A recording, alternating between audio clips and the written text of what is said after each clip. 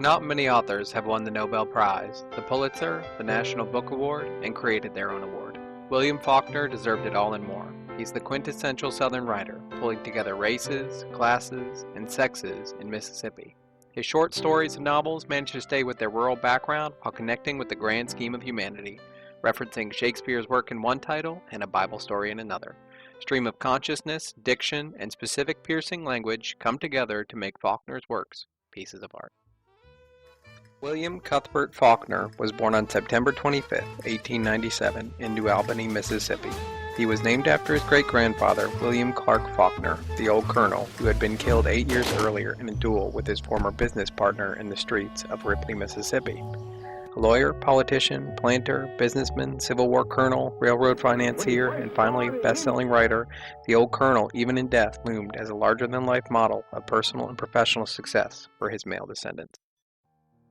5 years later, William and the Faulkners moved to Oxford, Mississippi. This is an extremely important place as it would be Faulkner's home for much of his life and provide inspiration for many of his award-winning novels. It was here that Faulkner would meet Ethel Oldham, a childhood sweetheart who would play an important role in his future. In June 1918, Faulkner accepted an invitation to become a cadet in training in the Royal Air Force in Canada. Earlier, Faulkner had tried to join the U.S. Army Air Force, but he had been turned down because of his height. He began training in Toronto, but before he finished training, the war ended. His brief service in the RAF would also serve him in his written fiction, particularly in his first published novel, Soldier's Pay, in 1926. Back in Oxford, he first engaged in a footloose life, basking in the temporary glory of a war veteran. In 1919, he enrolled at the University of Mississippi in Oxford under a special provision for war veterans, even though he had never graduated from high school. After 3 semesters of study at Ole Miss, he dropped out in November 1920. In 1921, he took a job in New York City as an assistant in a bookstore managed by Elizabeth Prawl, who would later be the wife of writer Sherwood Anderson.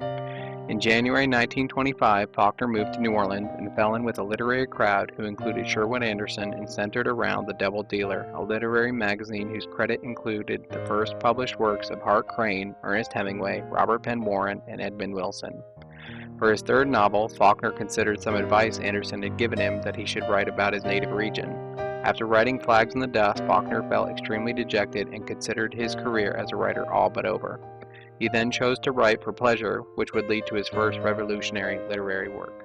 The Sound and the Fury, As I Lay Dying, and Absalom, Absalom would secure Faulkner's legacy as a technically creative and imaginative writer. Throughout his literary career, Faulkner would spend much of his time screenwriting, creating many famous movies including Today We Live, which was accredited as Faulkner's first screenplay and the only one he wrote for the big screen based on his own published fiction. Faulkner also wrote many of his famous literary works in a very short time. The speed with which he produced these works, the amazing technical and complex writings, and the revolutionary progress Faulkner made in each of his novels would result in Faulkner's award of the Nobel Peace Prize in Literature on December 10, 1950. It was here that he is acclaimed for having delivered the best speech ever given at a Nobel ceremony, in which he recognizes his writings as a testament to the human spirit and its endurance. Faulkner would go on to receive the National Book Award in 1951, as well as 2 Pulitzer Prize Awards in both 1954 and 1963. On July 6, 1962, the old colonel's birthday, William Faulkner would die of a heart attack. He was buried July 7th at St. Peter's Cemetery in Oxford, Mississippi. His world-renowned and critically acclaimed novels eclipse even the attention of Shakespeare in the 21st century. After his death, a family representative, in response to questions for the family, stated, "Until he is buried, he belongs to the family. After that, he belongs to the world."